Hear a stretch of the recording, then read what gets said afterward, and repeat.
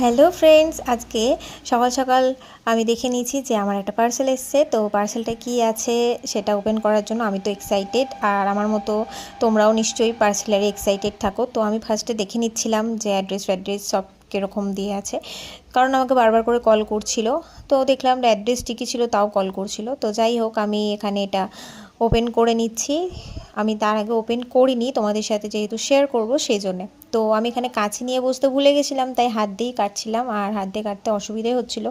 আর কাঁচি দিয়ে না আমি এই ড্রেস কাটতে ভয় পাই, কারণ যদি বাই চান্স প্যাকেট কাটতে গিয়ে আমি ড্রেস বা যে প্রোডাক্ট অর্ডার করছি সেটাই কেটে ফেলি, তো সেই জন্য। তারপরে এই প্যাকেটটার আমি মুখটাই খুঁজে পাচ্ছিলাম না যে কোথা দিয়ে খুলবো। প্যাকেটটা এতটাই পাতলা ছিল, তারপরে খুঁজে পেয়েছি। খুঁজে পাওয়ার পর ড্রেসটা যখন ওপেন করেছি, তো মিশোতে অনেক সময় স্ক্যাম হয়, তো আমিও ভাবছিলাম। তারপর দেখলাম না, প্রোডাক্টটা যথেষ্ট ভালো ছিল, আর যেরকম প্রাইস নিয়েছিল সেই তুলনায়